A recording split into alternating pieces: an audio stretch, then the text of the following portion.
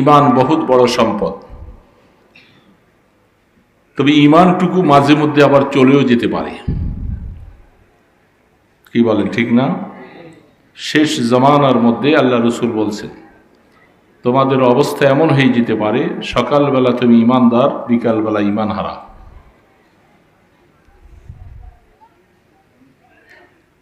এটা বড় মুসিবতের কথা। ঈমান পাইছি তো খুশি, কিন্তু ঈমানকে ধরে রাখার জিম্মাদারি আমাদেরকে নিতে হবে। কি কারণে ঈমান চলে যাবে, কি করলে আবার ঈমান আসে, এগুলি অনেক বড় ব্যাপার। যদি ঈমানটুকু ধরে রাখতে না পারি, মৃত্যু হয়ে যাবে ঈমান ছাড়া। আর ঈমান ছাড়া মৃত্যু হলে পরিণতি খুব ভয়াবহ। একজন বিমানের কোনো নাজাত হবে না কিয়ামতের ময়দানে। যার ঈমান নাই সে আল্লাহ পাকের কাছ থেকে কোনো নাজাত পাবে না, কোনো পুরস্কার পাবে না। বহু ঈমানদার দাবি করছে, এমন কিছু কাজ করে বসছে, এমন কিছু কথা বলে ফেলছে যেটা ঈমানের পরিপন্থী। তার ঈমানটা চলে গেছে, তার খবরও নাই। এই জন্য এগুলি আমাদের কিছু জানাও দরকার। ঈমানের কালেমাটা আমরা পড়েছি, আমানতু বিল্লাহ ওয়া মালাইকাতিহি ওয়া কুতুবিহি ওয়া রুসুলিহি ওয়াল ইয়াউমিল আখির ওয়াল কদরি খাইরিহি ওয়া শাররিহি মিনাল্লাহি তাআলা ওয়াল বা'সি বা'দাল মাউত। এই ছয়টা কথার উপরে মজবুতির সাথে বিশ্বাস করার নাম ঈমানদার। কয়টা কথা? এই জন্য এটাকে ঈমানে মুফাসসাল বলা হয়। তাফসীরের সাথে এই ছয়টা কথা বয়ান করা হয়েছে। ছয়টার একটা কথা যদি কেউ অস্বীকার করে, সেই ঈমানদার থাকবে না। তাহলে এই ব্যাপারে সামান্য কিছু, কারণ এক একটার আলোচনা অনেক লম্বা, সংক্ষেপে সংক্ষেপে কিছু কথা বলছি। ছয়টা কথার উপরে ঈমান রাখার নাম ঈমান। আল্লাহ পাকের উপর ঈমান আনতে হবে। কিভাবে ঈমান আনছি আমরা? লা ইলাহা, বলেন, ইল্লাল্লাহু মুহাম্মাদুর রাসূলুল্লাহ। এই কথাটা তো জানি আমরা সবাই, কি বলেন, জানি না? পড়ছি। হিন্দু বেচারাও অনেক সময় জিজ্ঞাসা করলে বলবে, কি বলেন, ঠিক না? লিবারেশন পিরিয়ডে বহু হিন্দুরা কলেমা শিখছে, ঠিক নাই? কলেমা বাতাও বলছে, তারা কলেমা মুখস্থ করে শোনাই দিছে। ওরা পশ্চিমারা চালাক, কেউ কেউ তাদেরকে বুঝাইছে যে ওরা কলেমা মুখস্থ করছে। এবার বলতেছে, কাপড়া উতরাও, তোমার কাপড় উল্টে দেখবো যে তুমি মুসলমান কিনা। কারণ মুসলমানের জন্য খতনা করা এটা একটা সুন্নতে ইব্রাহিম। কি বলে, ঠিক না বেঠিক? এই জন্য আমাদের অনেক মুসলমান, যারা মুসলমান হয়েছে, আল্লাহর শুকর, আল্লাহ ফাখর আলী, প্রায় 40-50 জন মানুষ এ পর্যন্ত মুসলমান হয়েছে আমাদের হাতে। এদেরকে আমরা খতনা করাই দিছি। খতনা করানো দরকার, এটা সুন্নত ইব্রাহিম। এই জন্য তারা অনেক সময় কথা বলতো, দেখবো যে তুমি আসলে হিন্দু না মুসলমান। মুসলমান হলে তার কি থাকবে? খতনা থাকবে। শুধু কলেমা পড়তে জানলেই ঈমানদার হওয়া যাবে না, কলেমার হাকিকত বোঝা লাগবে। এবং কলেমা তো অনেক মুসলমান শুদ্ধ করে কলেমা পড়তে পারি না। মুহাম্মাদের রাসূলুল্লাহ বলে, এই জন্য কলেমার পাশাপাশি আমানতু বিল্লাহ, আল্লাহ পাকের উপরে ঈমান আনছি। কি কথার উপরে? সর্বময় ক্ষমতার মালিক কে? সমস্ত কিছু নিয়ন্ত্রণ করেন কে? হায়াত এবং মওতের মালিক কে? রিজিকের মালিক কে? এগুলি সব আল্লাহর উপরে ঈমান আনার অংশ। এখন হায়াত কেউ দিতে পারবে না, কোটি কোটি টাকা ব্যবস্থাপনা থাকলেও কাউকে হায়াত দেওয়ার অধিকার আছে কারো? অনেক অনেক জায়গার মধ্যে এরকম শুনেছি, একজন মানুষ মরা শুরু করেছে, জিবরাইল আজরাইল নাকি আসছে তার কাছে। আমাকে শোনাইলেন আমার এক বন্ধু মানুষ। আসার পরে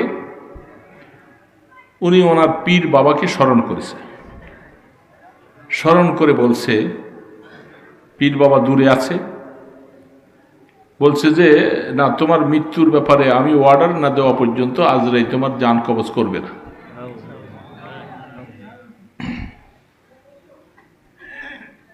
তো পীর বাবাকে সেখান থেকে বলে দিয়েছে, বলছে না, আমি এখন মরতে রাজি না, আমার বাবা বলছে আমাকে এখন মওত দিতে পারবে না।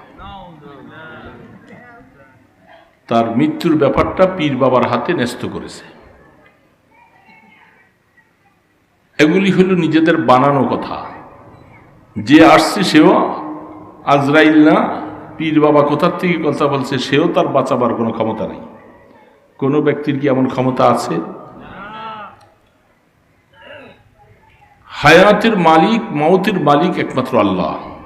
হায়াত আর মওতের ফয়সালা জমিনে না আসমানে।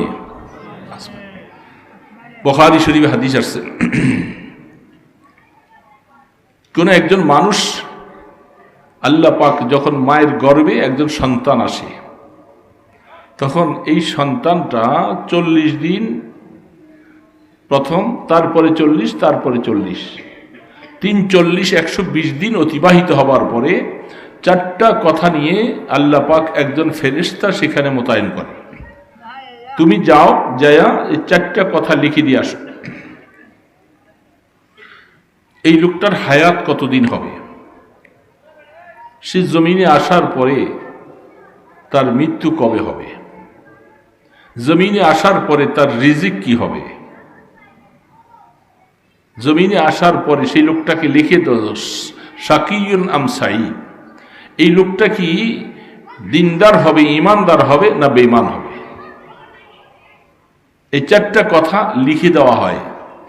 তাহলে কবে মরবে, কোথায় মরবে, সব কিছু লেখা। পীর বাবা বাঁচাবার কোনো ক্ষমতা?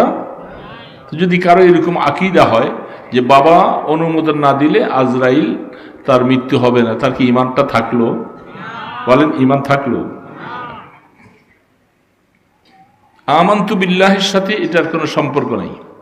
সর্বময় ক্ষমতার মালিক আমার আল্লাহ, এটা বুঝার মানে হলো অনেক জায়গার মধ্যে আমরা নিজেরা ধরা খেয়ে যাই। সেখানে রিজিকের মালিক কে বলেন তো জোরে করে? সন্দেহ হইতেছে মনে হয়। রিজিকের মালিক কে? সত্য না মিথ্যা? তাহলে আপনারা এখানে যারা আছেন, আমাদের বাংলাদেশে রিজিকের মালিক আল্লাহ বলার পরে সন্তান আসতে নিষেধ করেন কেন? সন্তান আসতে যেন না হয়, 2টাই নিব সন্তান, আর নিব না, এটা এই জমিনে আছে না নাই? জন্ম নিয়ন্ত্রণ, এই জন্ম নিয়ন্ত্রণ যে খাওয়া হচ্ছে, নিয়ত হলো যে এখন সন্তান একটা হয়েছে, 2টা হয়েছে, যথেষ্ট, আর সন্তান আসলে আমি এদের ভরণ পোষণ দিতে পারবো না, এদের খাওয়া দাওয়ার মধ্যে আমার সেই ক্ষমতা নাই, তাইলে রিজিকের মালিক আপনিও একজন, তাহলে সন্তান আসতে দিলেন না। ইন্নাল্লাহা হুয়ার রাজ্জাকু যুল কুওয়াতিল মাতিন, রিজিকের মালিক তো রাজ্জাক আল্লাহ সুবহানাহু। তাহলে জন্ম নিয়ন্ত্রণ করে সন্তান আসতে দিলেন না। আবার অনেক সময় 5টা 6টা শব্দের উপরে বায়াত করা হয়। আল্লাহ রসুল সাহাবায়ে কেরামদের থেকে যে বায়াত নিয়েছিলেন, সেখানে হলো বলছেন কাউকে হত্যা করব না। এটার ব্যাখ্যার মধ্যে লিখেছেন হাদিসি যে সন্তান পেটে এসে গেছে, রূহ চলে আসছে, এখন ডাক্তার বলছে বা নিজেরও চিন্তা হলো যে সন্তান আর রাখা যাবে না, এই রূহ আসার পরে সন্তানটাকে ভিতরে গলাইয়া নষ্ট করে বের করে দেওয়া হয়। তাহলে আপনি মানুষ হত্যার গুনাহ নিয়ে কিয়ামতের ময়দানে উঠা লাগবে। এই সন্তানকে হত্যা করলেন আপনি।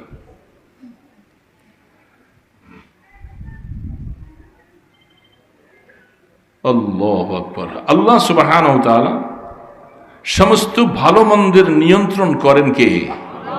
আমি কিছু ভূমিকা বলতেছি, অসুবিধা হইতেছে? সমস্ত ভালো মন্ত্র নিয়ন্ত্রণ করেন, ভালো মন্দ নিয়ন্ত্রণ করেন আল্লাহ। খায়রিহি ওয়া শাররিহি মিনাল্লাহি তাআলা। বান্দার জীবনে যত কিছু আসে, ভালো মন্দ যা কিছু আসে, সব কিছু কার হাতে? আল্লাহ। এখন আমাদের সমাজে আমরা ভালো পাইলে তো আলহামদুলিল্লাহ, এটা আল্লাহ করছে, আর খারাপ করলে সব অমুকের ছেলে করছে।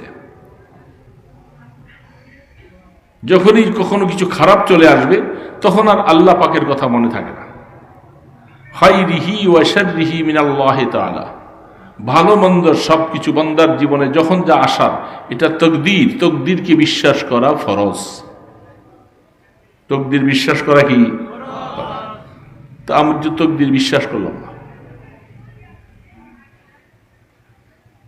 ফেরেশতাদের উপরে বিশ্বাস করে, এগুলি বিস্তারিত বললে অনেক লম্বা কথা। ও মালাইকাতি, হাদিসের মধ্যে আসছে, জিবরিল আলাইহিস সালামের সাথে কাফের মুশরিকেরা তারা অনেক সময় দুশমনি করত। ভালো কিছু সংবাদ নিয়ে আসলে জিবরিল ভালো, আর যখন দেখা যেত যে তাদের বিপক্ষে কোনো সংবাদ আয়াত নাযিল হয়ে যেত, তখন তারা জিবরিলের সাথে আদাওয়াতি দুশমনি করত। ফেরেশতা জিবরিল আলাইহিস সালামের কোনো ক্ষমতা নাই, সব কিছু পরিচালনা করছেন আল্লাহ। কোনো আয়াত নিয়ে যখন আল্লাহ রসুলের কাছে পাঠানো হয়, জিবরিল নিজে আনতে পারে না, আল্লাহ পাঠান। কে পাঠান? এখন এগুলি ঈমানের একটা পূর্ব শর্ত। এখন আমরা যদি কোনো মানুষের হায়াত দেওয়া না দেওয়া, কোনো পীর বাবার কাছে যদি চাওয়া হয়, মাজারে গিয়ে বলা হয় যে আমাকে একটা সন্তান দাও। অনেক মানুষ আজমির শরীফ যায়, সিলেট শাহজালাল মাজারে যায়, আপনাদের এদিকে মনে হয় যায় না, আমি নারায়ণগঞ্জ শহরের কথা বলছি, সবাই যায়। আজমির শরীফে যান, খাজা মাইনুদ্দিন চিশতি রহমতুল্লাহ আলাইহি, তার জীবনী আসলে আমাদের এই চিশতিয়া সিলসিলার মধ্যে তার নামটা আছে। যারা আমাদের মধ্যে সিলসিলা চিশতিয়া যে তরিকার বায়াত মুরিদ করানো হয়, সে সাজারার মধ্যে দেখা যাবেন হযরতে খাজা মাইনুদ্দিন চিশতি রহমতুল্লাহ আলাইহি, তিনিও গোড়ার মধ্যে একজন। আমাদের এই তরিকাটা অত্যন্ত সুন্দর, পূত পবিত্র তরিকা। যারা বিভিন্ন সহি তরিকার ভিতরে বায়াত মুরিদ হয়েছেন, ওনাদের সাজারার মধ্যে, সিরিয়ালের মধ্যে কে আছে? খাজা মাইনুদ্দিন চিশতি। তো খাজা মাইনুদ্দিন চিশতি রহমতুল্লাহ আলাইহি তো সম্মানিত এবং আল্লাহ পাকের একজন বিশেষ ব্যক্তি ছিল, এর মধ্যে সন্দেহ নেই। কোনো ওলামাই কেরামের, কোনো মুসলমানের কি হুজুর আপনাদের সন্দেহ আছে নাকি? ওনার জীবন আলোচনা কিতাবের মধ্যে পড়ে দেখবেন। আল্লাহ পাকের কত বড় কুতুব ছিল, আল্লাহ পাকের সাথে তার সম্পর্ক এত গভীর ছিল। আল্লাহর সাথে মানুষ সম্পর্ক গভীর করতে হলে ইবাদত বন্দিগি করা লাগবে না, ইবাদত ছাড়াই গভীর হয়ে যায়? আমার সাথে উত্তর দিবেন বুঝতে থাকলে, তাহলে বুঝবেন আপনারা বুঝতেছেন। আল্লাহ পাকের সাথে সম্পর্ক করতে হলে ইবাদত লাগবে না? ইবাদত লাগবে না? নামাজ লাগবে কি লাগবে না? জিকির আজকার লাগবে কি লাগবে না? পর্দা করা লাগবে কি লাগবে না? ডোল ডঙ্গর বাজাইতে হবে না ছাড়তে হবে? খাজা মাইনুদ্দিন চিশতি রহমতুল্লাহ আলাইহি, যারা আজকে আমাদের দেশে অনেক জায়গায়, অনেক জায়গায়, আমাদের নারায়ণগঞ্জে, ডিআইটিতে, আশপাশে, বাবুরাইলে বিভিন্ন সময় দেখি ওনার উরুসের সময় আসলে কিছু কিছু মানুষ ড্যাগ পাতে, একটা ড্যাগ পাতে পাইতে মানুষের থেকে রিক্সাওয়ালা, গাড়িওয়ালাদেরকে থামায় বলে দেন সিন্নি হবে, খাজা বাবার ডেকে দিয়ে যান। অনেক সময় বলে। তো আমি বললাম যে আমাকে বলে না, অনেকে রাস্তা দিয়ে যাই দেখলে যে আমাদের অটো গাড়ি ছেড়ে দেয়, আবার মাঝে মধ্যে উল্টা কথাও বলে। খাজা মাইনুদ্দিন চিশতি রহমতুল্লাহ আলাইহির জীবনী কোথার থেকে সুদূর সেই ইয়ামান থেকে সেখান থেকে সফর করে তারা ভারতবর্ষে আসছিলেন আমাদেরকে ইসলাম দেওয়ার জন্য। তবে এই দেশটা অলি আল্লাহর প্রিয় মানুষ, ভারতবর্ষ, এরা আল্লাহওয়ালাদেরকে ভালোবাসে এবং তাদের উসিলে আমরা অনেকটাই দিন পাইছি, কোনো সন্দেহ নাই। কিন্তু তাদের পক্ষ থেকে আমরা দিন পাইয়া দিনটাকে আমরা নিজের মন গড়া মতো বানাবো না কোরআন হাদিসের মতো বানাবো? তারা আমাদেরকে কোরআনের বাহিরের কোনো কথা বলে গেছেন নাকি? খাজা মাইনুদ্দিন চিশতি রহমতুল্লাহ নামাজ পড়ছেন তো নাকি? তাহাজ্জুদের নামাজ পড়ছে, জিকির আজকার করছে, আওয়াবিন চেষ্টা পড়েছে, সবকিছু করেছে। এখন যে ভাইয়েরা আমরা মাইনুদ্দিন চিশতি রহমতুল্লাহ আলের অনুসরণ করে থাকি, আমি দেখতে হবে যে আমি তাকে অনুসরণ যে করব, আমার জীবনটা তার পদাঙ্ক অনুসরণ করে আমি চালাইলাম কিনা। কি বলেন, ঠিক না? আমি আমার বাবাকে ভালোবাসি, দাদাকে ভালোবাসি, তাদের অনেক কিছুই আমি অনুকরণ করি। আমার বাবাকে আমি দেখছি এইভাবে চলতে, ওইভাবে চলতে।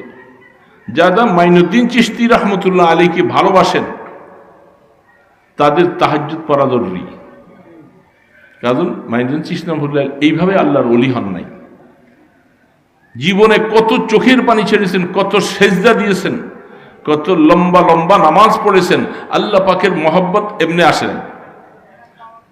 হাদিস শরীফের মধ্যে আল্লাহ রসুল বলতেছে, দেখো জমিনের মধ্যে যদি আমি আমার কোনো বান্দাকে ভালোবাসি, আমলের দ্বারা সে যদি আমার নৈকট্য লাভ করে থাকে, তার সাথে আমার একটা সম্পর্ক হয়ে যায়, আমি জিবরিলকে ডেকে বলি, জিবরিল আমি দুনিয়ার মধ্যে অমুক ব্যক্তিকে ভালোবাসি, তুমি আসমানে এলান করে দাও তারাও যেন তাকে ভালোবাসে।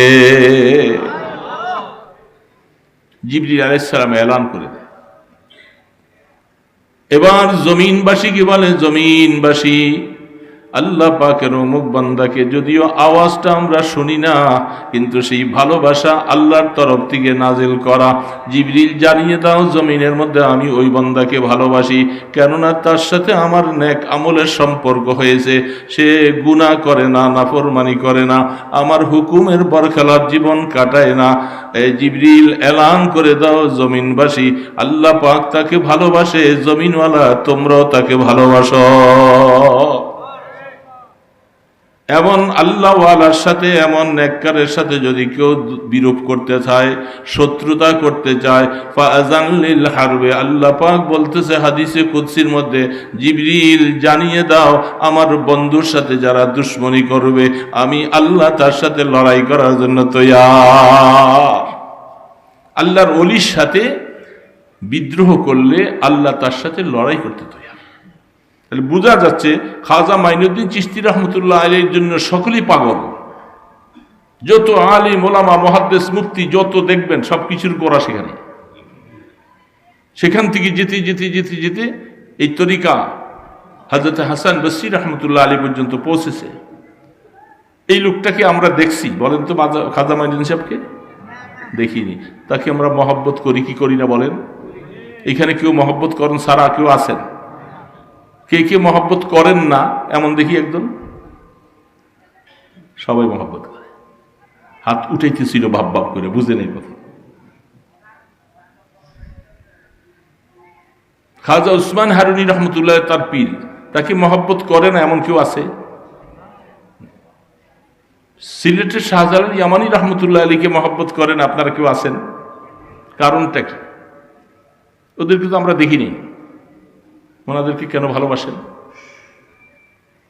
তাদের আখলাক, তাদের চরিত্র, তাদের গুণ, এগুলি ধারাবাহিকভাবে পৌঁছতে পৌঁছতে আজকে আমাদের সমাজ পর্যন্ত আসছে।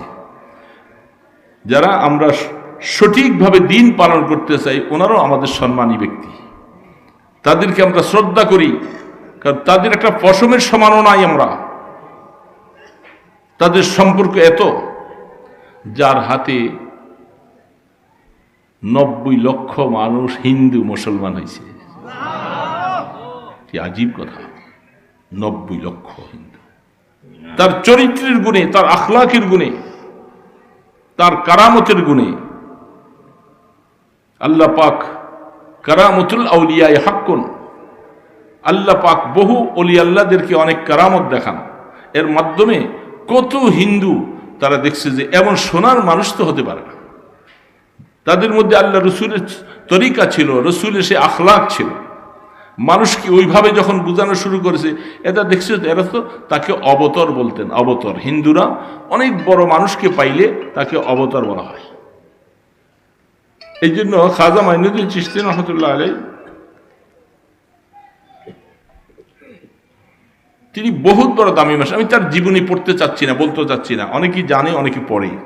জীবনের মধ্যে হয়তো কেউ একটু অতিরঞ্জিত লেখে, কেউ কম লেখে, কিন্তু খাজা মাইনুদ্দিন চিশতি রহমতুল্লাহ আলাইহি তিনি যে আল্লাহ পাকের একজন বিশ্বস্ত বান্দা ছিল, এটা সারা বাংলাদেশের নয়, শুধু ভারতবর্ষের, বাংলাদেশের যত বড় বড় আল্লাহ ওয়ালা ছিল, আমাদের আকাবিরিনরা দেখেন, কাসেম নানতবী রহমতুল্লাহ আলাইহি, হাজি ইমদাদুল্লাহ মহাজির মক্কি রহমতুল্লাহ আলাইহি,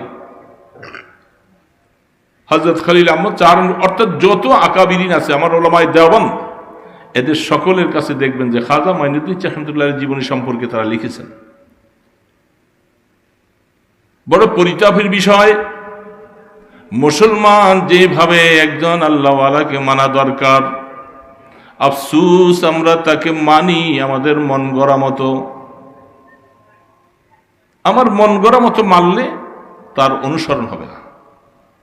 কিয়ামতের ময়দানে খাজা মাইনুদ্দিন চিশতি রহমতুল্লাহ আলাইহি, এ বাবা, তোমার বিরুদ্ধে মামলা দায়ের করবে, আমার নামটাকে এইভাবে করে কুৎসা করে কেন তোমরা সমাজের মধ্যে নষ্ট হয়ে গেলা? তুমি নামাজ পড়ো না, তুমি ঢোল বাইরাও, নারী পুরুষ একসাথে মিলে তোমরা গান গাও, তোমার বিরুদ্ধে কিয়ামতের ময়দানে খাজা মাইনুদ্দিন চিশতি আল্লাহর কাছে মামলা দায়ের করবে, মনে রাখবা।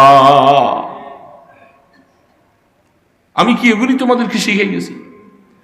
যেমনটা হাদিসের মধ্যে পাওয়া যায়, নবী করিম সাল্লাল্লাহু আলাইহি ওয়াসাল্লাম তিনি দুনিয়ার থেকে চলে যান।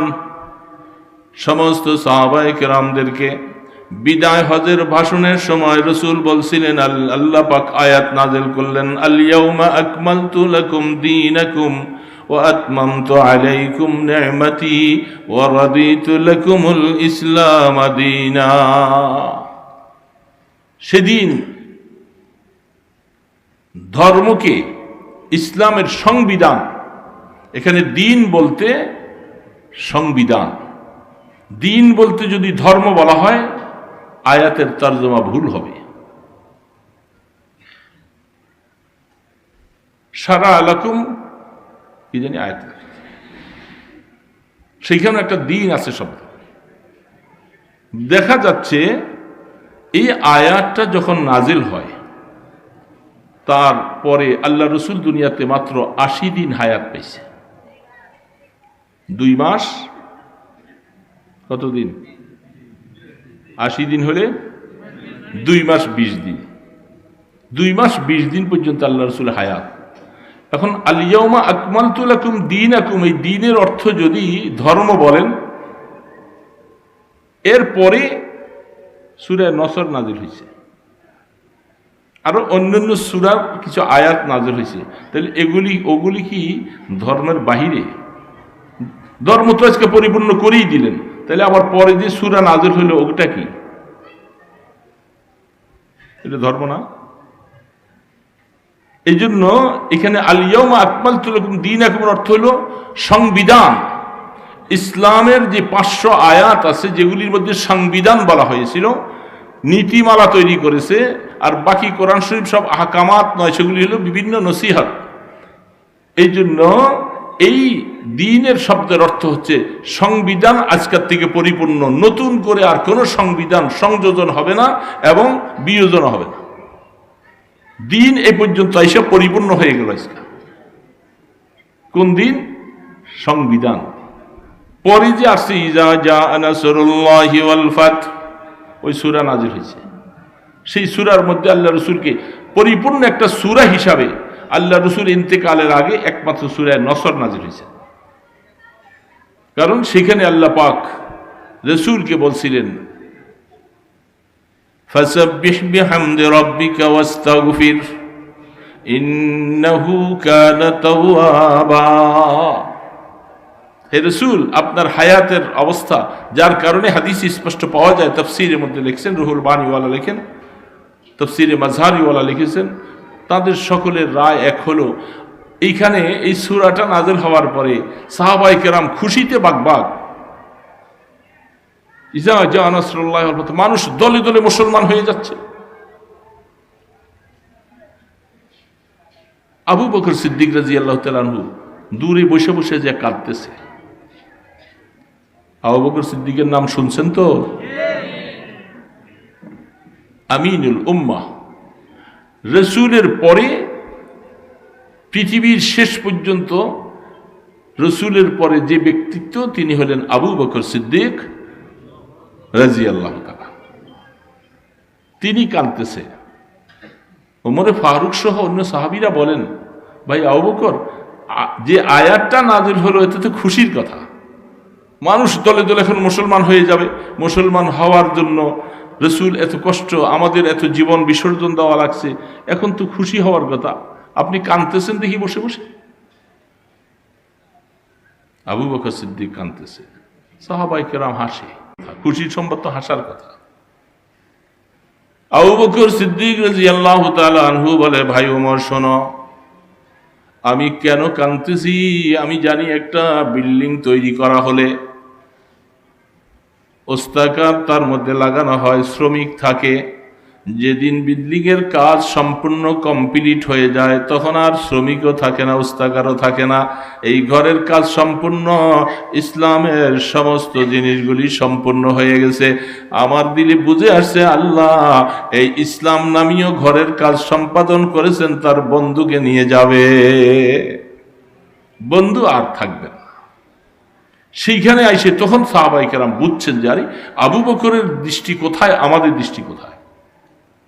সেইখানে আল্লাহ পাক বলছেন, তো এই সূরাটা একমাত্র মোকাম্মাল সূরা নাজিল হয়েছেন রাসূলের হায়াতের শেষ অংশে, সূরা নসর। তাহলে এখানে এই নসর মানে এটা হলো মাওয়াইজ, নসিহত, এটা আহকামাত নয়, সংবিধান নয়। এই জন্য আল্লাহ পাক যে বলছেন, আল ইয়াউমা আকমালতু লাকুম দীনাকুম, আমি তোমাদের দিনকে পরিপূর্ণ করলাম, মানে সংবিধান নামীয় দিনের মধ্যে একটা ঢুকানো যাবে না, দিনের থেকে একটা বাইর করাও যাবে। কথাটা বুঝে নিবেন, আমি ভূমিকা বলতেছি, তারপরে সামনে কথাগুলি আসবে। তাহলে বোঝা গেল দিনের মধ্যে বাড়াইবার ক্ষমতাও কারো নাই, কমাইবার ক্ষমতাও আছে কারো? কারণ আল্লাহ পাক বিধান শেষ করে দিচ্ছেন বিদায় হজের সময়। তাহলে কিয়ামত পর্যন্ত কোনো মানুষ ইচ্ছা করে কোনো একটা কাজকে দিনের ভিতরে যদি ঢুকাইতে চায়, সেটা গ্রহণ হবে না। দিনের থেকে বাইর করলো, সেটাকে গ্রহণ করা যাবে না। তাহলে দিন বুঝছি তো, ব্যাপারটা বুঝছি না, বাড়ানো যাবে না, কমানো। ফজরের নামাজ 2 রাকাত না পড়ে যদি 4 রাকাত পড়ি, সওয়াবই তো হবে। 2 রাকাত বেশি পড়লাম, আমার এখন সময় আছে হাতে। মুসাফিরের জন্য কসর নামাজ, কেউ যদি বলে যে আমার এখন কসরের মধ্যে কোনো প্যারেশানি নেই, আমি তো হোস্টেলে খাইতেছি, আরামে ঘুমাইতেছি, আমি কেন কসর পড়বো, আমি 4 রাকাত নামাজ পড়বো। শরীয়ত বলে তোমার নামাজ হবে না। কি বলেন? কসরের নামাজ শরীয়তে যেখানে নির্ধারণ করেছে, সেটাকে বাদ দেওয়ার কোনো সুযোগ নেই। হাদিসের মধ্যে, বুখারী শরীফের 6 নম্বর হাদিসটা, পৃষ্ঠাটা খুলে দেখবেন, ইন্নাদ দীনা ইউসরুন ওয়া লা ইউশাদ্দাদ দীনা আহাদুন ইল্লা গালাবা ফাসাদ্দিদু ওয়া কারিবু ওয়াবশিরু। হাদিসের মধ্যে রাসূল পাক সাল্লাল্লাহু আলাইহি ওয়াসাল্লাম, হাফিজ হাদিস ইবনে হাজার আসকালানী রাহমাতুল্লাহ আলাইহি তার লম্বা সরা লিখেছেন। উলামায়ে কেরাম মাঝে মধ্যে মুতালা করবেন, দেখবেন সেইখানে কেউ ইচ্ছা করে দিনটাকে শক্ত করতে পারবেন না। ইন্নাদ দীনা ইউসরুন, আল্লাহ নিজে বলছেন দিনটা আসান। দিন কি বলেন ভাই? দিনটা কি না কঠিন? রাসূল বলতেছেন, বুখারী আলী রাহমাতুল্লাহ তিনি বলতেছেন, হাদিসের মধ্যে নবী করিম সাল্লাল্লাহু আলাইহি ওয়াসাল্লাম বলতেছেন, দিন আসান, দিনটাকে তোমরা শক্ত করো না। যদি তুমি শক্ত করো, ইন্নাদ দীনা ইউসরুন ওয়া লা ইউশাদ্দাদ দীনা আহাদুন ইল্লা গালাবা, তুমি যদি শক্ত করতে চাও, দিন তোমার উপরে গালেব হয়ে যাবে, তুমি তখন আর পারবা না। শক্ত করে চলতে চাইছিলা, 2-1 দিন চলার পরে তুমি আবার হইয়া পড়বা, তখন আর তুমি আর দিনের উপরে থাকতে পারবা না। এই জন্য কঠিন করো না। যেমনটা দেখেন অসুস্থ মানুষের জন্য, কথা বুঝতেছেন তো বাবা, বুঝতেছেন তো? অসুস্থ মানুষের জন্য বৈশা নামাজ পড়ো, শুয়ে নামাজ পড়ো, এটা শরীয়তে নির্ধারণ করছে। যদি তুমি বসে পারো বসে পড়ো, বসতে না পারলে শুয়ে পড়ো, কিন্তু নামাজ কাজা নাই, নামাজটাকে এই অবস্থায় পড়তে হবে। সুস্থ মানুষের জন্য দাঁড়াইয়ে পড়া ফরজ। এখন অসুস্থ মানুষ, সে দাঁড়াইতে পারে না, সেই যদি বলতেছে না আমি দাঁড়াইয়ে পড়বো, কষ্ট মষ্ট করে আমার ধৈর্য একটু দাঁড় করাইয়ে দাও, তুমি এটা দিনটাকে শক্ত করলা। ইন্না দ্বীনা ইউসরুন, দিনটাকে আল্লাহ শক্ত করে নাই, দিনটাকে আসান করছে। আপনি অসুস্থ মানুষ, অজু করতে পারেন না, অজু করলে রোগ বেড়ে যাবে। এখন আপনার জন্য শরীয়ত কি দিছে বলেন? বলেন না সবাই, কি রেখেছে? আপনি বলতেছেন না কষ্ট হোক হোক, আমি অজু করি নামাজটা পড়বো, অজু না জানি ভালো লাগে। আপনি শরীয়ত বলতেছে তুমি দিনটাকে কঠিন করলা।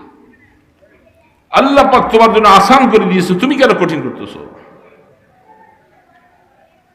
মুসাফিরের জন্য রমজান মাসে সফরের মুহূর্তে রোজা ছেড়ে দেওয়া তার জন্য জায়েজ। আপনি বলতেছেন না যত কষ্টই হোক আমি রাখবো রোজা। মাসালাগুলি মনে রাখবেন, হাদিসের মধ্যে আসছেন এগুলি সব। আরাফার দিনে রোজা রাখা সওয়াবের বিষয়, কাদের জন্য? হাজিদের জন্য নয়। মাসালা মনে রাখবেন এগুলি। হাদিস গবেষণা করে আমরা বলতেছি, মুখস্থ কথা বলি না। আরাফার দিনে রোজা রাখা অনেক সওয়াব। ওয়াজ করে না হুজুররা সবাই মিম্বরে বসে?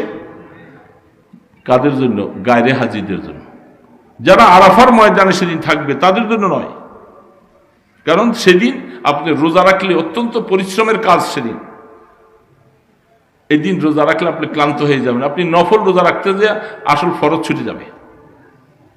আমার সাথে একজন হাজি সাহেব 1 বছর চিরা মুড়ি খাইয়া উনি রোজা রাখছে আরাফার ময়দানে। হায় হায় কি ক্লান্ত অবস্থা!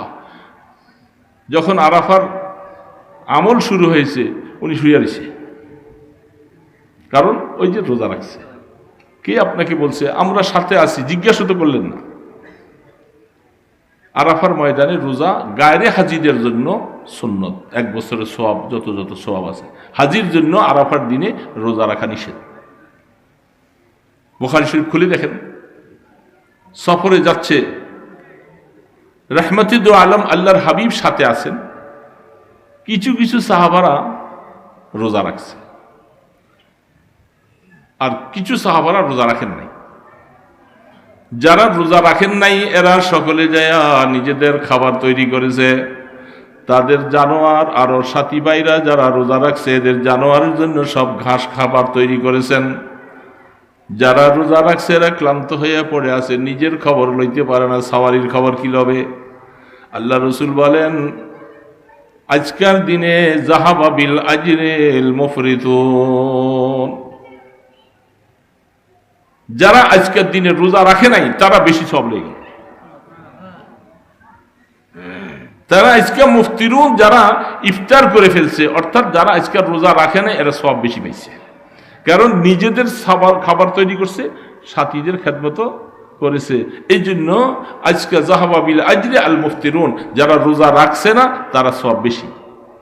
এই জন্য মুসাফিরি অবস্থায় আপনি খুব বাহাদুরি দেখাইলেন, আমার কষ্ট হয় হোক কিন্তু আমি আজকে রোজা রাখলাম। শরীয়ত বলে তুমি দিনটাকে শক্ত করে ফেলছো। ইন্না দ্বীনা ইউসরুন ওয়ালা ইউশাদ্দা দ্বীনা আহাদুন ইল্লা গালাবা। তুমি বেশি দিন টিকতে পারবা না, 2-3 দিন বা এরকম কিছু করার পরে দেখবা যে তোমার উপরে তুমি মগলুব হয়ে যাবা, দিনের ওই জিনিসগুলি গালেব হয়ে যাবে। ফাসাদ্দিদু ওয়া কারিবু, মিয়ানা রবি ইখতিয়ার করো। বুখারী রাহমাতুল্লাহ আলাইহি বলতেছেন, তুমি মধ্যম পন্থা থাকো, খায়রুল উমুরি আওসাতুহা, মধ্যম থাকো, বেশি কঠিন হইও না, বেশি ঢিলামিয়ে দিও না। মুসা আলাইহিস সালাতু ওয়াস সালামের উম্মতের মধ্যে ছিল, কাপড়ের মধ্যে যদি একটু নাপাক লাগে, কাপড়ের মধ্যে যদি একটু নাপাক লাগে, ধুইলে পাক হবে, এটা কাইটা ফেলে দিতে হবে। শক্ত হইল না নরম হয়েছে, শক্ত হয়েছে না নরম হয়েছে? বলে না কেন, শক্ত না নরম? কাপড় কাইটে ফেলতে হবে। এই জন্য আল্লাহ পাক দিনকে আসান করেছেন। এখন দিনের মধ্যে বাড়াবার মতো কোনো ক্ষমতা নাই, কমাবার ক্ষমতা নাই। বুখারীতে রওয়ায়াত আসছেন, মান আওয়া যু বেদাতিন, যে ব্যক্তি কোনো হদসওয়ালা বেদাতিকে মদিনার মধ্যে স্থান দিবে, লানাতুল্লাহি আলাইহি, আল্লাহ রসুল বলে আল্লাহ পাকের তরফ থেকে তার উপরে লানত হবে। মদিনা শরীফের মধ্যে কেউ বেদাতিকে জায়গা দিতে পারবে না। কোনো বেদাতি কাজ যদি কেউ করে তার উপরে লানত। তাহলে বোঝা যাচ্ছে মদিনা শরীফের মধ্যে, অন্য হাদিসের মধ্যে আছে আল মদিনাতু কাল কির। বুখারী আলী রাহমা বলতেছেন, মদিনাটা ওই কামারের দোয়ানের ভাড্ডির মতো, ওই যেরকম বাতাস দেয় কয়েকটা কাঁচি, দা, খন্তা এগুলি দিয়া দিয়া, কয়লা দিয়া দিয়া বাতাস দেয়, বাতাস দিয়ে এটাকে আগুন লাল করে। কি বলে এটাকে? আরবি ভাষায় ভাড্ডি বলা হয়, আরবিতে কির বলা হয়, উর্দু ভাষায় বলা হয় ভাড্ডি। তো আল্লাহ রসুল বলেন আমার মদিনা শরীফটা এমন, এখানে কোনো মুনাফিকের জায়গা নাই, এখানে কোনো বেদাতির জায়গা নাই। মদিনা শরীফে কোনো মুনাফিক, কোনো বেদাতি যদি হয়, সেই মদিনার আলো বাতাসে তাকে এখান থেকে ধাক্কায় বের করে দিবে, থাকতে পারবে না। মদিনা শরীফের ব্যাপারে রসুল বলে গেলেন। এখন আমরা মদিনা শরীফ বাহিরে যারা আছি, আমরা নতুন নতুন দিনের মধ্যে কিছু সংযোজন বাড়াইছি। আমরা আমাদের দেশে এখন কি বলবো, আমাদের এই দেশে এখন একটা কথাই বলি, আমরা যে মিলাদ কিয়াম পড়ি, এটা কই পাইছি বলেন? আমরা তো পড়ি সবাই। আপনি মাসালা নিবেন কার থেকে? আলেম থেকে নিবেন, হাদিস কোরআন থেকে নিবেন না? না নিজের মন গড়া মতো চলবেন? কে বাবা, মন গড়া মতো চলবেন? মন গড়া মতো চললে তো দিন হবে না। এটা আমরা বাপ দাদার থেকে দেখে আসছি। হ্যাঁ, এক সময় আজ থেকে 150-200 বছর আগে এই দেশের মধ্যে হুজুর ছিল না। এই কোন রকম যা একটু পরে এই বেচারাই কিছু মানুষকে একটু নামাজ পড়াইছে। বহু আগের কথা, আমি আমাদের বাবার থেকে শুনছি, মসজিদে জুমা পড়াইন না কেউ ছিল না। আমার এক দাদা ছিলেন, দাদা, উনি একটু কিছু পড়াইতেন, বেচারায় চলে গেছে আরেক জায়গায়, সেই দিন জুমা কে পড়াবে? হায় হায়, তাড়াতাড়ি বেচারায় দৌড়ে আসছে, বলে যে আপনি না গেলে কে পড়াবে? বলে যে আর তো কেউ নেই। বোঝা গেল সেই জমানায় আলেম ওলামা ছিল না। কি বলেন, ঠিক না ভাই? ঠিক। ওই সময় যে বেচারায় যা পারছে মানুষকে একটু কিছু, একটু দিনের কথা দিছে, মিলাদ দিয়া দিছে, যেমনি কিছু দিছে, এটাই মোটামুটি একটা দিনটাকে ধরে রাখছে। এই জন্য ওই জমানার ব্যাপারে আমরা সমালোচনা করি না। এখন এত কোরআন হাদিসের চর্চা, আলেম ওলামা মুহাদ্দিস মুফতির অভাব নাই। এখন আপনি তার থেকে মাসালা নিবেন না। আপনার ছেলে ডাক্তার হয়েছে, ডাক্তার সাহেব বলতেছে বাবা কচু খাবে, কচুর লতি খাবে, শাক খাবে, এটা খাবে, তোমার স্বাস্থ্য ভালো থাকবে, ডায়াবেটিস হবে না।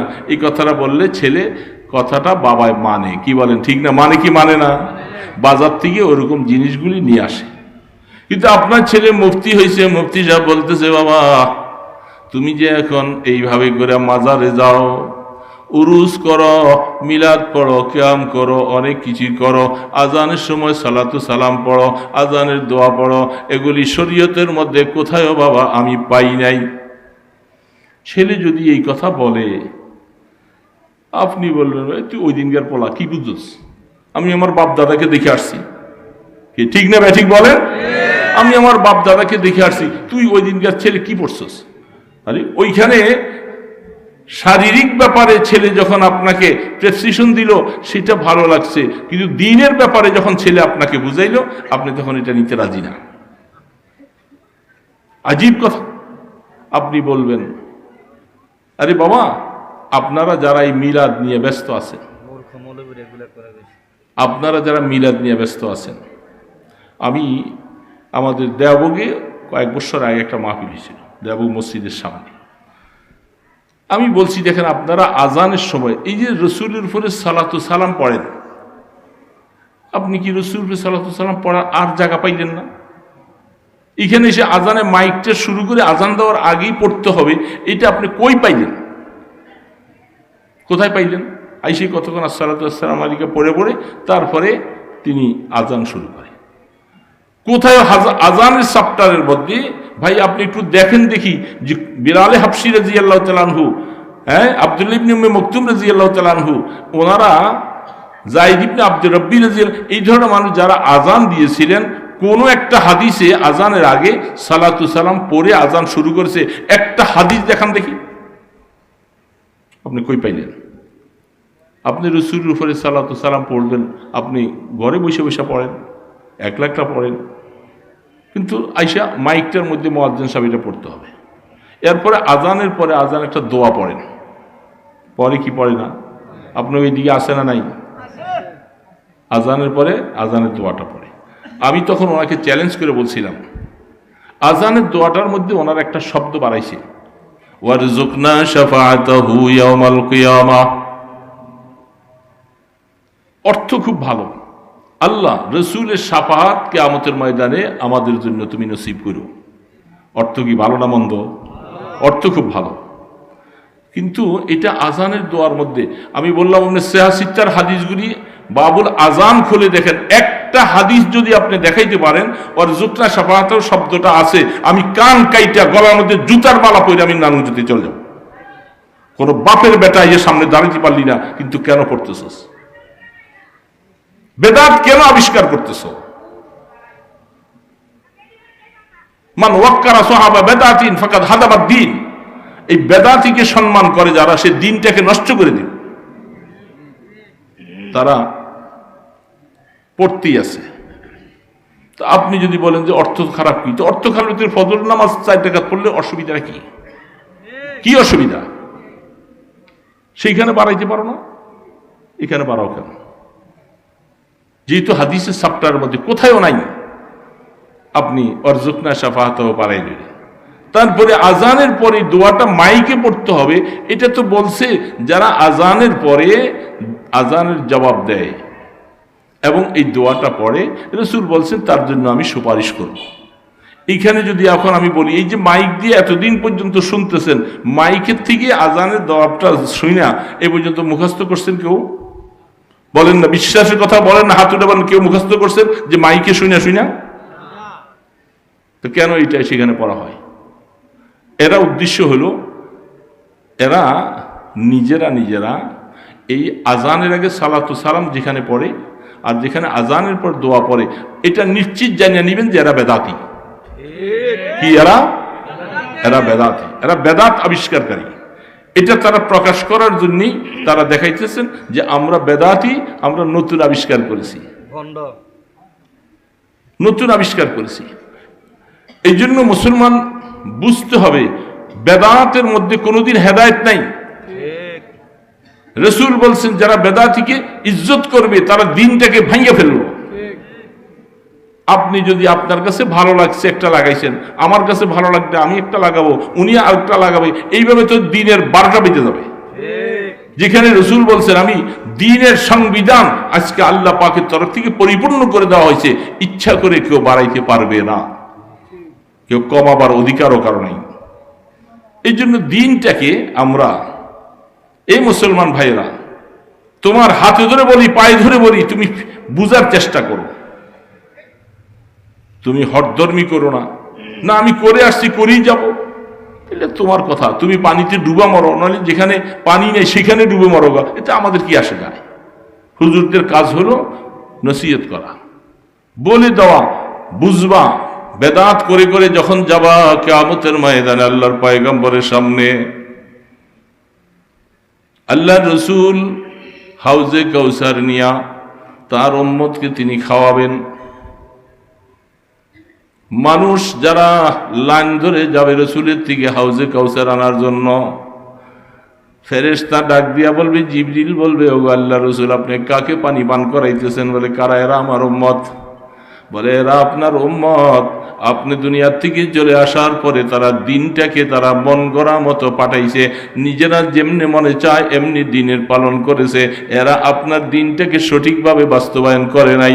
এই কথা শোনার পরে রাহমাতে দো আলম গোসা হয়ে যাবে, সহকান লিমান গাইয়ারা বাদি, যাও দূর হয়ে যাও, তোমরা আমার উম্মত নয়। আমি দাঁত ভাঙা রক্ত ঝরা দিন তোমাদের কাছে রেখে আসছিলাম, তোমরা দিনটাকে সঠিকভাবে আদায় করলে না, দিনটাকে নষ্ট করে দিয়ে আসছো, এই জন্য তোমরা আমার উম্মত নাও, দূর হয়ে যাও। বলার সাথে সাথে রাসূলের সামনে আর তার সাথে পর্দা পড়ে যাবে, রাসূল আর তাকে পানি পান করাবে না। বিশ্বাস যদি না হয় মরার পরে দেখবা ইনশাআল্লাহ কিয়ামতের ময়দানে, সেদিন বুঝবা যে কত বড় বেদাতি তুমি ছিলা, কত বড় বেদাতি ছিলা। তুমি দিনের বেদাত করতেছ, এগুলি না করলে ইমাম সাহেবের চাকরি জায়গা। কিছু কিছু মসজিদ আছে যে ইমাম সাহেব এই বেদাতগুলি না করে, কমিটিরা বলে হ্যাঁ কোত্থেকে এই হুজুর ধরে নিয়ে আসছো, হ্যাঁ হুজুরে মিলাদ পড়ে না, কিয়াম করে না, এটি কি কথা হলো? আরে বাবা, চিন্তা করার দরকার ছিল কমিটির সভাপতি সেক্রেটারি যে ইমাম সাহেব ঠিক করতেছে না ব্যাটিং করে। আপনি বাংলাদেশে বহুত বড় বড় ওলামায়ে কেরাম আছে, জিজ্ঞাসা করে নেন আপনার ইমাম সাহেব যদি ভুল করে তাহলে ওই ইমাম সাহেবের কাছে জিজ্ঞাসা করে আসেন যে হুজুর মিলাদ পড়ে না, কিয়াম করে না, মসজিদে সালাতু সালাম পড়ে না, আজানের পরে আজানের দোয়াটা পড়ে না, ঠিক করে না, ভুল করে, আপনাকে জিজ্ঞাসা করেন। জিজ্ঞাসা করবেন না, আপনি নিজেই বড় কিছু একটা হয়ে গেলেন। তাহলে দিনটাকে এই জন্য আল্লাহ রসুল মনে রাখবা, তারাকতু ফীকুম আমরাইন, আমি দুইটা কোরআন এবং হাদিস তোমাদের সামনে রেখে গেলাম। ইমানদারেরা যদি দুইটাকে আঁকড়িয়ে ধরো, কেমনে আঁকড়িয়ে ধরবা? বিন নওয়াজিস, হাদিসের মধ্যে আছে যেখানে অবশ্য বাজ পাখি অনেক সময় শিকার করতে আসলে চিরের মতো এইভাবে খাপসা করে ধইরা নখগুলি তার ভিতরে ঢুকাই দিলে সে যতই নাড়াচড়া করে ছুটতে পারে না। এই জন্য আল্লাহ রসুল বলতেছে, দেখো মান তামাসসাকা বিসুন্নতি ইনদা ফাসাদি উম্মতি ফালাহু আজরু মিয়াতি শাহীদ। তামাসসুক শরীয়তের মধ্যে মজবুত ভাবে ধরবা, দ্বীনের যেটা সঠিক আছে এটাকে সঠিকভাবে আমল করো, এমন ভাবে যেন ছুটে না যায়। কই কত সুন্নত তোমাদের থেকে ছুটে যাচ্ছে, সেগুলি করো না। একটা মিলাদ আর কিয়াম পড়েই বাবা আপনারা মনে করছেন অনেক কিছু দ্বীনের খুশি করে ফেলছেন, অনেক কিছু, অথচ ওই বেলা নামাজও নাই। কি বাবা ঠিক না ঠিক বলেন? আমি অনেক সময় দেখেছি দোকানগুলা মিলাদ হয়, আপনাদের এদিকেও হয় মনে হয়। তো ইমাম সাহেব যখন আইসা মিলাদ পড়তে বসে মানুষকে ডাকলে কয় শুরু করেন। কি কয়? শুরু করেন। তো হুজুর আইসা শুরু করে, 2-4 মানুষ আছে। আর যখন জিলাপিটা দেওয়ার সময় হয় তখন দেখি সবাই আইসা এমনি হাত তুলছে। কিন্তু বাবা এতক্ষণ কইছে শুরু করেন, হুজুর পড়লো, আর জিলাপির বেলায় এসে যে ভিড় জমাই গেল সব। তুমি তো শুদ্ধ হোক আর ভুল হোক মিলাদের মধ্যে এতক্ষণ ছিল না, কেন জিলাপির বেলায় ঠিক আছে। তাহলে বোঝা যাচ্ছে যে আসলে এই সমাজের কিছু মানুষগুলি এরা হলো জিলাপি খাপাটি, বুঝছেন? এই অবস্থার মধ্যে আছে। ওই বেটার নামাজও পড়েনি, সারাদিনের মধ্যে এক ওয়াক্ত নামাজও নাই। আমি আফসুস লাগে, কথা এগুলি বলতে ইচ্ছা করে না। আপনারা যে এই যে 12ই রবিউল আউয়ালে রাসূলের জন্য খুব প্রেম দেখান, একেবারে মিছিল টিছিল অনেক কিছু করেন, এই কথাটাই আমি বলছিলাম যে তোমরা ঢোল বাইরে এলাকা, ঢোল তবলা সব কিছু বাইরেয়া এরা মিছিল করছে। আমাদের সামনেই তো, আমাদের গেটের সামনে দিয়ে গেছে এবং তার ভিডিও আছে, সব কিছু আছে। এটা বলছি, এটা বলার কারণেই ওই কি বলবো, নাম নিতেও তার শরম লাগে, লজ্জা লাগে ওর কথাটা। পৌরসভা মসজিদের ইমাম খতিব, সে অকথ্য ভাষায় আমাকে গালিগালাজ করছে। এত ভাষা তার খারাপ, এটা আমি আগে জানতাম না। আরে অনেক সময় আমরা এই সমস্ত ভাষা দিয়ে কথা বলতে পারি না, কারণ হলো তোমাকে আমি যে গালি দিব মুখটা তো আমার, আমি এই মুখটা নষ্ট করতে চাই না। কিন্তু সে এত অকাত্য ভাষায় গালিগালাজ করছে, সে নাকি ঢোল বাইজায় নাই, অথচ ভিডিও আছে, সব কিছু আছে, আওয়াজ আছে, হারমোনিয়াম ঢোল, তারা নাচানাচি করে ট্রাকের মধ্যে উঠা। এটা কেমন হইল? এটা কি রসুলের প্রেম? আল্লাহ রসুল যেখানে গান বাদ্য হারাম করেছেন, সেখানে রসুলের নামে তোমরা জশ্নে জুলুস করে এই গান বাদ্য দিয়া রসুলের উম্মত হইয়া তোমরা রসুলের কলঙ্ক করতেছ, রসুলের বদনামি করতেছ।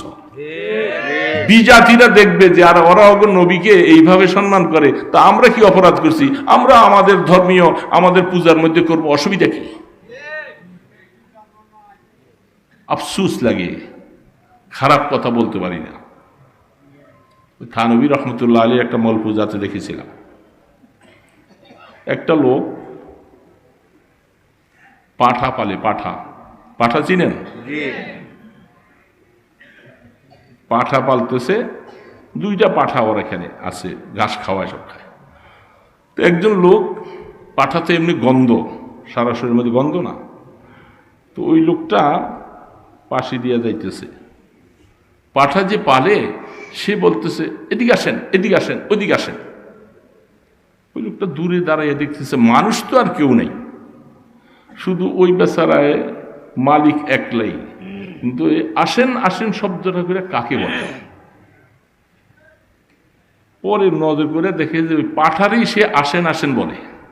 এই পাঠাটার এদিকে আনতেছে, আসেন আসেন আসেন, ঘাস খান। পরে সেই লোক বলতেছে, ভাই আপনি যে আসেন আসেন বলতেছেন কাকে? বলি যে পাঠাকে। এদেরকে আপনি করে বলার কি আছে? দেখেন এরা তো জাতে পাঠা, এটা তো সবাই আছে, সবাই বুঝে জানে, এদের কোনো ভাষাও নাই। এদেরকে আপনি বললো যাই, তুই বললো সেই। তবে আমার মুখটা আমি নষ্ট করতে চাই না, এই জন্য আমি আসেন আসেন বলি। ঠিক ওই বেটার নামটাও খারাপ ভাষায়, ও পারছে, ওর সমস্যা আছে, ওর কিছু অসুবিধা আছে, এই জন্য সে খারাপ ভাষায় আমাদেরকে মুখ দিয়ে, আমাদের মুখটা আমরা নষ্ট করতে চাই না। যে মুখ দিয়ে আমি আল্লাহ তাসবিহ পড়বো, এই মুখ দিয়ে আমি আরেকজনকে গালি কেমনে দিব? সে তার এই সমস্ত ক্রোধকে সে জারি করতে যাইয়া অকাত্য ভাষায় সে যেইভাবে বলছে, তার অনুসারী কয়জন আছে? সে যেভাবে বলতেছিল যে রাস্তায় পাইলে আমাদেরকে পাওয়ার টাইনে ছিঁড়ে ফেলতে বলতেছে। যদি তার মতো এরকম একটু মানুষকে যদি আমরা নিয়ে যদি একটু ওই অভিমুখে যদি রওনা দেই, ও তো পালাইবার জায়গাটা পাবে না, ওরে খুঁজেও পাওয়া যাবে না কোথাও।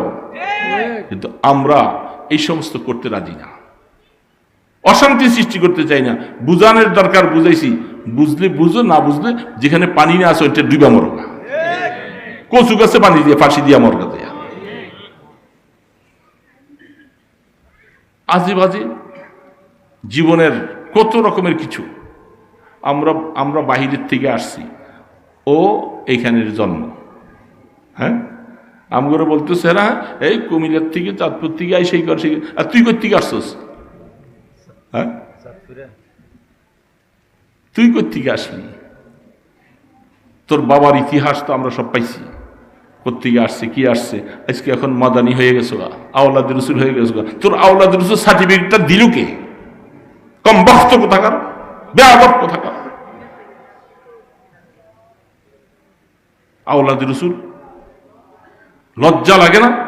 কিয়ামতের ময়দানে তোর গলার মধ্যে দেখবি যে কিভাবে ফাঁসি পড়ে। তুমি রসুলের নামের কলঙ্ক করতেছো আওলাদ রসুল নাম দিয়া। চারটিখানি খেল ব্যাপার আওলাদ রসুল। আহা, তা এই জন্য ভাইয়েরা বলতেছিলাম মিছিল আমরা এটা তো বলতেছি না করো, করছে কিছু সময়ের জন্য মাইনা নিলাম, কিন্তু এর মধ্যে ঢোল তবলা বাজবে কেন? এরপর আমি বলছিলাম রসুলের আগমন এতই খুশি দেখাইলা, ফজরের নামাজ কয়জন পড়ছে এটা আগে সার্টিফাই করো। নামাজ, ফজরের নামাজ পড়ো নাই আজকের দিনে, সে মিছিলে অ্যাটেন্ড করতে পারবে না।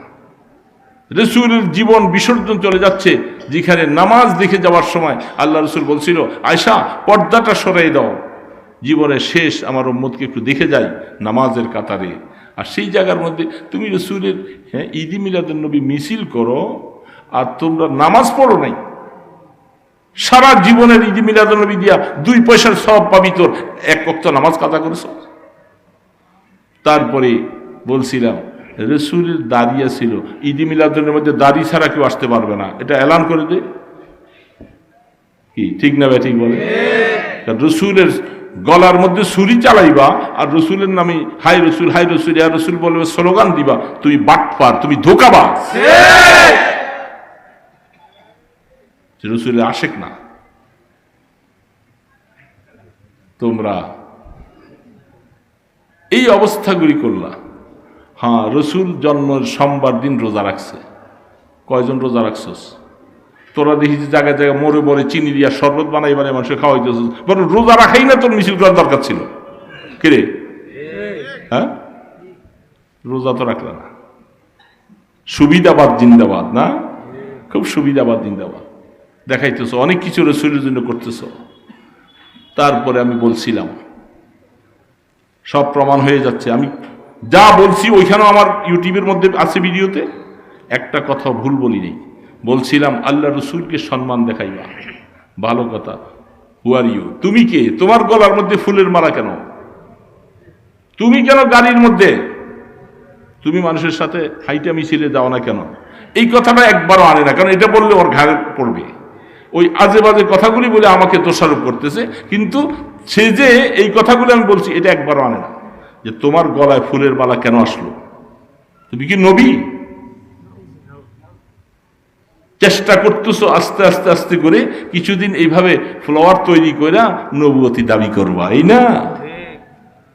তুমি একটা গাড়ির মধ্যে চইলা, হ্যাঁ, হাত নাড়াই নাড়াই এইভাবে দেখাইতেছ, তুমি কে? এই বেটা ফকিরের পুত, তুই কে? তোর গলা ফুলের মালা, লজ্জা করে না তোমার? কিছু অবুঝ মানুষেরা না বুঝে এর পিছে পিছে কেবল হইচই হইচই করতে থাকে। বুঝার জন্য বলছি, ইমানদার মুসলমান ধোঁকাবাজ চিনতে হবে, কে চিহ্নিত করা লাগবে। এরা দ্বীনের খাদেম না, এরা দ্বীনের জন্য চোর, দ্বীনকে নষ্ট করে দিচ্ছে।